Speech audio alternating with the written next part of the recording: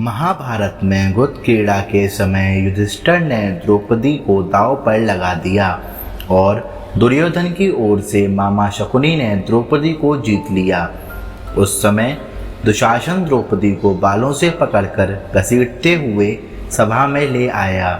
जब वहां द्रौपदी का अपमान हो रहा था तब भीष्म पितामह, द्रोणाचार्य और विदुर जैसे न्यायकर्ता और महान लोग भी बैठे थे, लेकिन वहां मौजूद सभी बड़े दिग्गज मुंह झुकाए बैठे रह गए।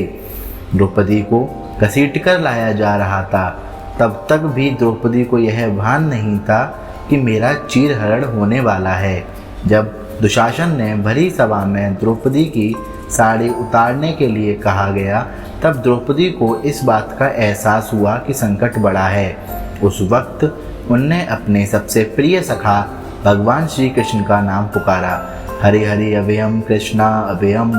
उद्धव गीता या उद्धव भागवत में श्री कृष्ण के सखा उद्धव उनसे इस संबंध में कई सवाल करते हैं। आओ जानते हैं श्री कृष्ण उद्धव संवाद को।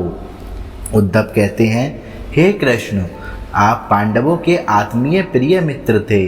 आजाद बांधव के रूप में उन्होंने सदा आप पर पूरा भरोसा किया। कृष्ण, आप महान ज्ञानी हैं। आप भूत, वर्तमान व भविष्य के ज्ञाता हैं, किंतु आपने सच्चे मित्र की जो परिभाषा दी है, क्या आपको नहीं लगता कि आपने उस परिभाषा के अनुसार कार्य नहीं किया? आपने धर्मराज युधिष्ठिर को जुआ खेलने से रोका क्यों नहीं? चलो ठीक है कि आपने उन्हें नहीं रोका, लेकिन आपने भाग्य को भी धर्मराज के पक्ष में भी नहीं मोड़ा। आप चाहते तो युधिष्ठिर जीत सकते थे। आप कम से कम उन्हें धन, राज्य और यहाँ तक कि खुद को हारने के बाद तो रोक सकते थे। उसके बाद जब उन्होंने अपने भाइयों को दांव पर लगाना शुरू किया तब तो आप सभा कक्ष में पहुँच सकते थे। आपने वह भी नहीं किया।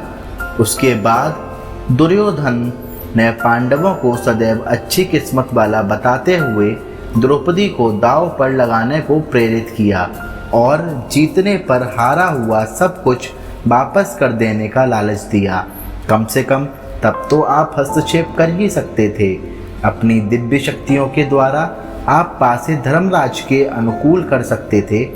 उसके स्थान पर आपने तब हस्तक्षेप किया जब द्रौपदी लगभग अपना शील खो रही थी। तब आपने उसके वस्त्र देकर द्रौपदी के शील को बचाने का दावा किया। लेकिन आप यह दावा भी कैसे कर सकते हैं? उसे एक आदमी घसीट कर सभा में लाता है और इतने सारे लोगों के सामने निर्वस्त्र करने के लिए छोड़ देता है। एक महिला का शील क्या बचा? आपने क्या बचाया? अगर आपने संकट के समय में अपनों की सहायता नहीं की तो आपको आपद बांधव कैसे कहा जा सकता है? बताइए, आपने संकट के समय में सहायता नहीं की तो क्या फ़ायदा? क्या यही धर्म है? इन प्रश्नों को पूछते पूछते उद्धव का गला रुंध गया और उनकी आंखों से आंसू बहने लगे। भगवान श्री कृष्ण मुस्कुराते हुए बोले, प्रिय उद्धव, यह सृष्टि का नियम है कि विवेकवान ही जीतता है। उस समय दुर्योधन के पास विवेक था, धर्मराज के पास नहीं। यही कारण रहा कि धर्मराज पराजित हुए।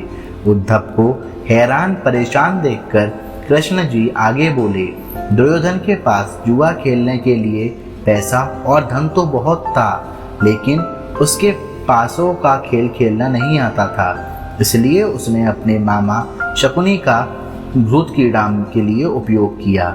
यही विवेक है।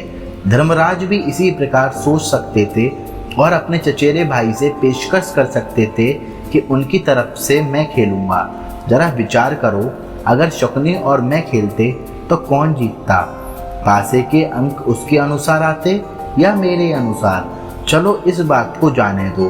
उन्होंने मुझे खेल में शामिल नहीं किया, इस बात के लिए उन्हें क्षमा किया जा सकता है, लेकिन उन्होंने विवेक शून्यता से एक और बड़ी गलती की, और वह यह है कि उन्होंने मुझसे प्रार्थना की कि मैं तब तक सभा कक्ष में ना आऊं जब तक कि मुझे बुलाया ना जाए, क्योंकि वे अपने दुर्भाग्य से खेल मुझसे छुपकर खेलना चाहते थे।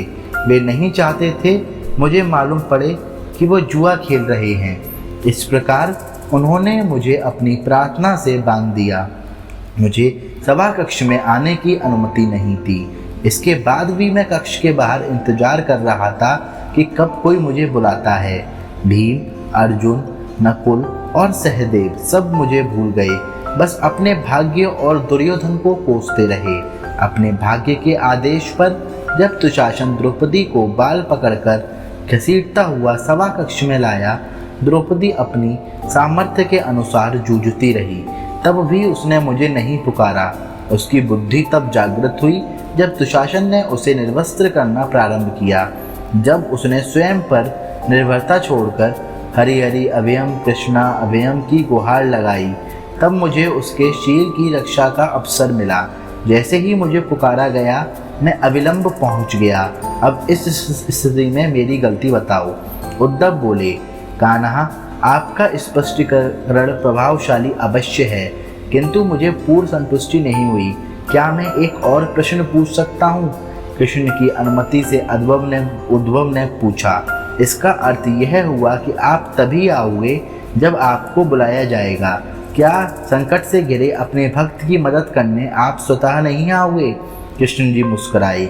उद्धव, इस सृष्टि में हर एक का जीवन उसके स्वयं के कर्म फल के आधार पर संचालित होता है।